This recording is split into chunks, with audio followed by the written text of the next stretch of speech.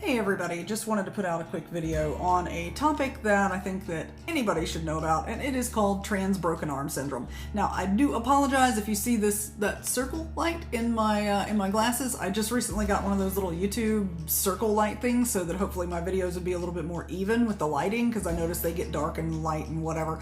And I have no idea how to operate this crap, and someone told me to get one of those. Hopefully it'll work, but I haven't figured out how to use it really well yet. So sorry if it annoys you as it pops up in my glasses. I'll try and face this way, maybe it will stop it from happening. Anyways, trans broken arm syndrome. So what is it? Essentially, boiled down, it's going to be that whenever any problem happens with someone who's trans, it gets blamed on them being on hormones or just being trans in general. Now, it can be quite hilarious stuff, but it can also be quite frustrating stuff as well. Like I've had a patient that went to an OBGYN and was told that their cervix disappeared because they're on testosterone. That's not a thing. The cervix does atrophy a little bit, but it does not entirely disappear. Holy crap, that's ridiculous. But anyways, so the typical story would be, and the name trans broken arm syndrome comes from, you could go into the emergency room with a broken arm and they would be like, so, I see you're on estrogen. Have you thought that maybe that could be the cause of your broken arm? Anyway, obviously quite ridiculous, but unfortunately there are many healthcare providers out there who either genuinely believe that hormone therapy or being trans is the cause of the problem, or they're just lazy or ignorant or whatever, and they just want something to blame the current problem on because they can't figure it out themselves, and or they don't want to do the digging. You see that a lot in a lot of other conditions, when people have these difficult to diagnose chronic conditions and people just essentially give up on them before they even get started. A lot of the times this will happen to trans people as well. Where you go in and you're having an actual issue and they see that you're trans or that you're on hormone therapy for, various reasons, and they say, oh, I see that you're on testosterone. Have you considered that maybe that's just causing the horrible bleeding that you're having? No. Anyways, a little bit ridiculous. Anyway, what spurred this video was a patient wrote to me today saying that they were going to have to stop testosterone therapy because their provider had said essentially that their cholesterol was off the charts and they need to be referred to a specialist to see if they should be able to be on testosterone. I am the specialist. I am the specialist. There's no need to refer to another specialist. I am the specialist. I'm pretty sure that I'm qualified enough to say that being on testosterone for trans people anyway is not the huge danger that people used to think it was in regards to cholesterol levels. They used to think that it was going to just send them skyrocketing and everything. They had to be watched every 6 months and Anyway, those were in the guidelines that were made 20, 30 years ago.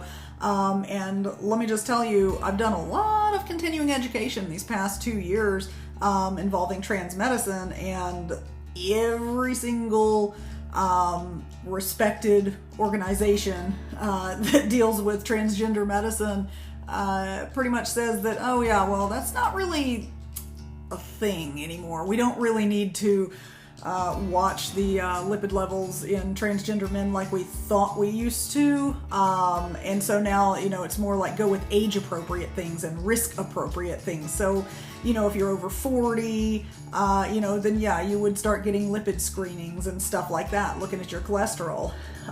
If, you have a huge family history of high cholesterol and heart disease and things like that, then maybe they would start screening you a little bit earlier.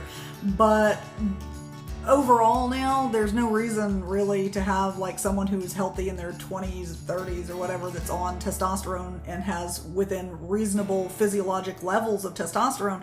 There's no reason to just randomly check their lipid levels and just be like, ah, ha, ha, Now, if they get checked and they're high, sure, get them looked at or whatever, but you're going to be digging for something other than testosterone as the cause is my bet.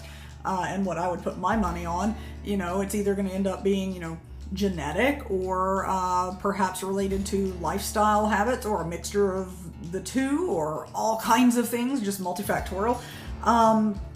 But anyway, you know, most of the recent studies now show that the effect of testosterone when kept within good physiologic range is negligible at best, and you know, it's better to do age-appropriate screenings and things.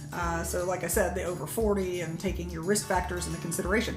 Anywho, that is yet another example of trans broken arm syndrome. Is this person has a problem, and this healthcare provider apparently decided that, well, rather than take anything else into consideration, we're just going to peg it on testosterone because, hey, why not, right? Easy answer, and I can pass the buck on to somebody else to figure it out for me. The problem is whenever they do that, if they pass them to someone who does not practice transgender medicine and is not very up to date with trans care, then the person could, in effect, end up getting bad advice, you know, or outdated advice. I mean, I can't say that it's like bad, I guess. It's just, it's outdated. And so, you know, I'm not trying to crap on other healthcare providers out there, but it's just like, if you don't practice this stuff and you're not, you know, in it all the time, you may not be up to date on the best practices of transgender medicine and what you should be screening for and what you should really be worried about with, you know, hormone therapy, which is by and all largely safe and benign for the vast majority of people. So anyways, again, don't let people gaslight you with this crap. If you go in and you have a legitimate problem and like literally one of the first things out of a healthcare provider's mouth is something to do with your hormone therapy, then probably they're going down the wrong path already. And I mean, I'm not saying that there's never an instance where hormone therapy could be, you know, a potential cause or exacerbating factor for any kind of problems, but I do find that it seems like 95% of the time hormone therapy gets blamed for absolutely no reason whatsoever. So if you find yourself in that situation, it is very difficult to break a healthcare provider's attention off of that and, you know, get them to consider something else, because we are human. All of us are. We don't like being told that we're wrong, especially whenever we're supposed to be, you know, in that authoritative position of being the healthcare provider. So it's always uncomfortable if a patient brings something up that you really should know about and be a little bit more educated about, and you just aren't. The bigger person is going to step up and say, "Ooh, you know what? Let me research that right quick. I haven't learned about that in a while, so maybe you're right."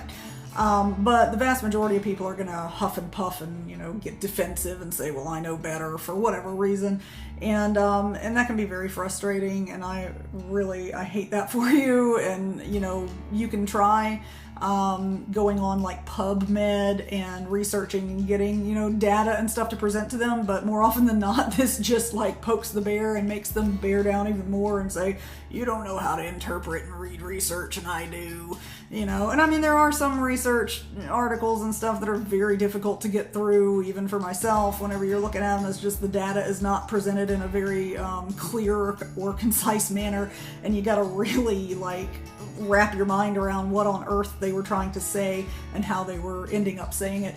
But there is a lot of good research and data out there that you can pull in that is, you know, easy to read, and it's, you know, or, you know, even people who have done the reading for you and kind of interpreted it. There are sites for that.